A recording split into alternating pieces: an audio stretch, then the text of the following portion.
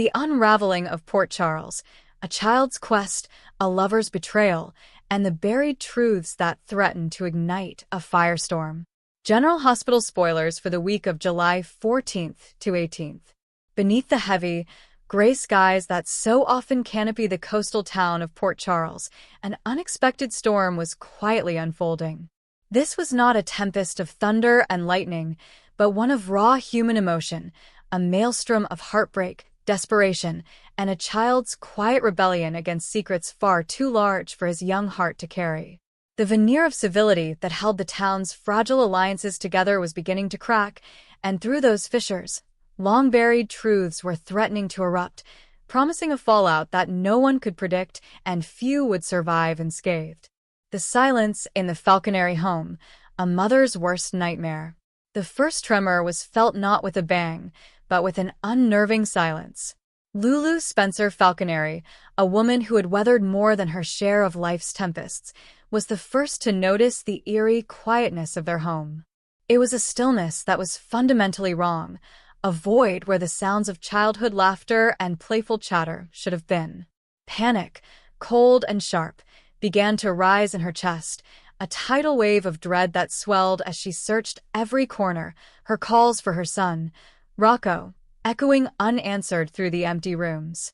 She clung to the desperate hope that he might be hiding, that this was just a game, but the truth, stark and undeniable, was waiting for her in his bedroom. Rocco Falconeri, the boy who was usually so obedient, so quiet and tender-hearted, had vanished. His room was empty, his school backpack gone. But the most chilling clue was what he left behind. His phone, lying on his nightstand as if to signal, in a deafening silence, that he had no intention of being found. At least, not until he uncovered the truth he had long suspected was being kept from him. When Dante arrived, his professional composure as a detective warred with the primal fear of a father. He contacted the police and launched an immediate search, but what truly unnerved both Lulu and Dante was the sheer inexplicability of it all. Rocco had always been grounded, an emotionally sensitive child who was, above all, deeply connected to his parents. What could have possibly driven him to run away? The answer came in fragments, like puzzle pieces scattered throughout the house, each one more heartbreaking than the last. In one of Rocco's notebooks, Lulu found pages of tormented scrawls. Names of people connected to a past that Rocco should have only experienced through the whispers of adults were written with an increasingly frantic hand.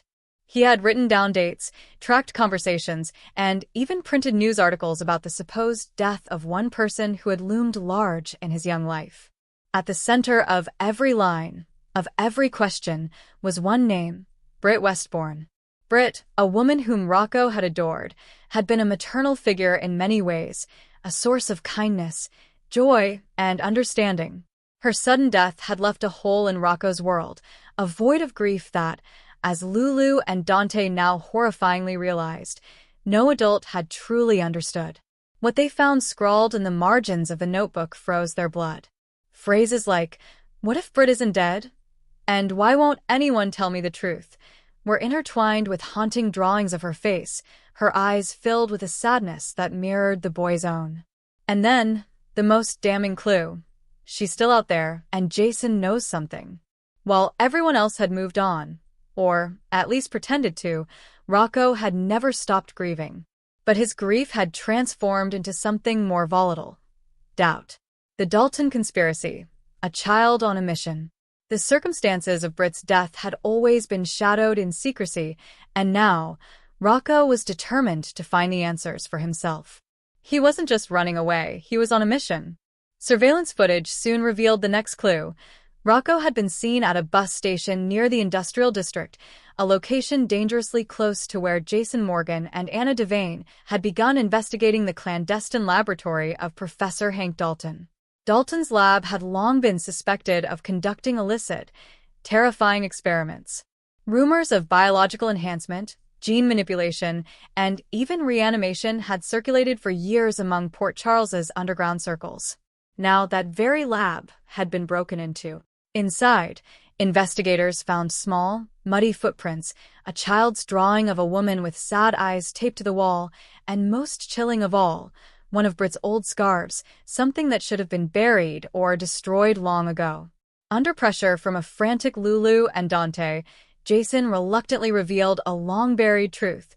Britt's body had never been officially recovered. There had been inconsistencies, whispered theories, but no one had wanted to raise false hope. Yet now, hope was all they had. In the wreckage of the lab, they also discovered a file folder marked Subject B, Active Stasis. Rocco couldn't have possibly decoded what it meant, but a slightly grainy photograph attached to the file confirmed everything he feared and hoped. It was unmistakably Britt. She was alive, or had been, or was something terrifying in between. The moment this was discovered, Rocco was no longer just a runaway.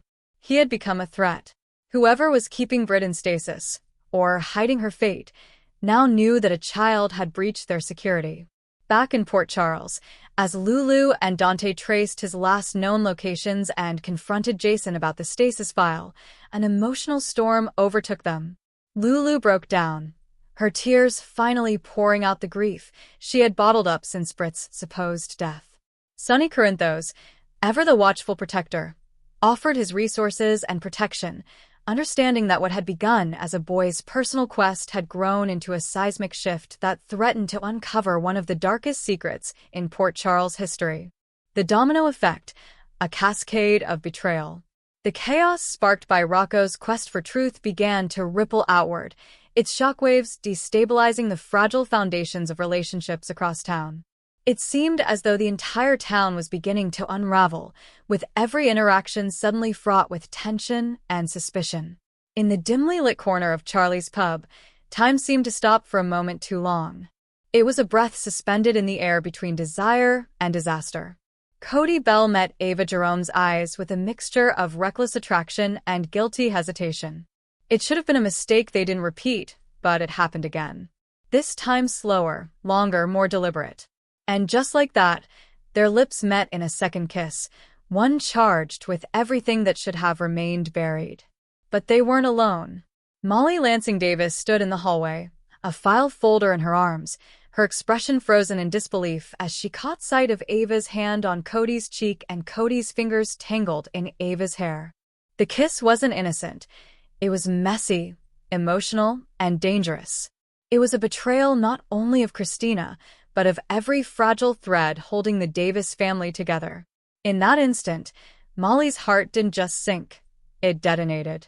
This single act of infidelity was merely the epicenter of a much larger emotional earthquake.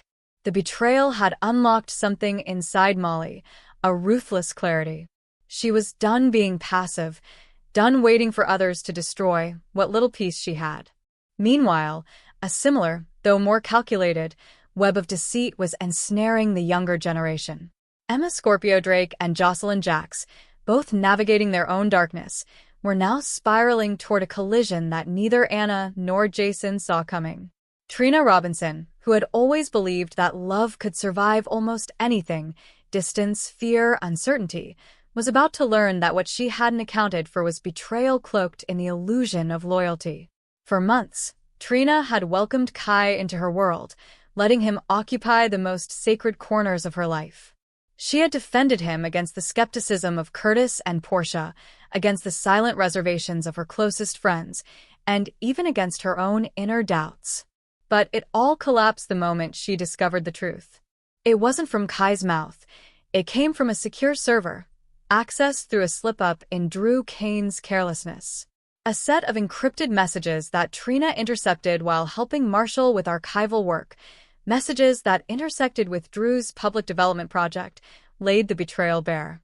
Her stomach turned when she realized Kai had also documented private moments with her, her anxieties, her fears, her conversations, everything used as leverage.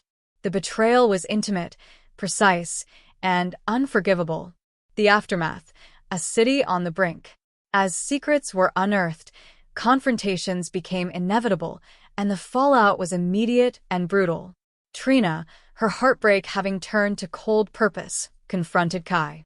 Her voice didn't tremble, her hands didn't shake. She simply said goodbye and walked away, leaving him behind in a room filled with unfinished canvases and the echoes of a love that never had a chance to survive. She wouldn't let this betrayal break her. She would use it. Across town, the public fallout began. Headlines screamed, "Cody Bell's secret kiss with Ava Jerome. Source close to family confirms." Ava froze. Someone had leaked the story. Her worst fear was realized. But it wasn't just her reputation at risk. It was her relationship with Christina, with the Davis family, and with the small ounce of peace she had begun to build. Cody, now disgraced, found himself bombarded. Sasha gave him a look of utter disgust when he walked into General Hospital. Even Maxie, who had always defended him, kept her distance.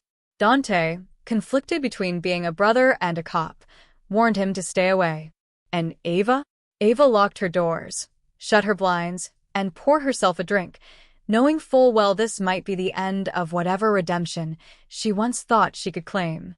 Jason, caught between the accelerating war with Dalton and the emotional implosion between Emma and Jocelyn, found himself facing a level of pressure he hadn't known since the darkest days of his life. He had to choose where to focus, neutralizing the existential threat Dalton posed to Port Charles, or protecting the fractured young lives beginning to fray in the crossfire. What he didn't realize, what none of them realized, was that these two fronts were not separate at all. Jocelyn's actions were connected to Dalton more intimately than anyone knew, and Emma's descent into emotional instability was not just a side effect, but a symptom of a deeper corruption spreading from within. Molly, torn between loyalty to her sister and the need to protect her from a relationship built on lies, faced a moral crisis that left her questioning everything. Should she expose Ava publicly and destroy Christina's trust? Should she confront Cody and demand accountability? Or should she step back and allow Christina to face the truth on her own terms? Every option led to destruction. And as the days turned into weeks, the entire town began to stir. Anna reopened her inquiry into Dalton's lab. Jason, now burdened by his past choices, vowed to bring Rocco back and uncover what had really happened to Britt. In this town, no kiss is ever forgotten, and every secret eventually demands a price. The fire had already begun, and soon, all of Port Charles would burn. Thanks for watching this videos. Please hit the subscribe button for more updated news.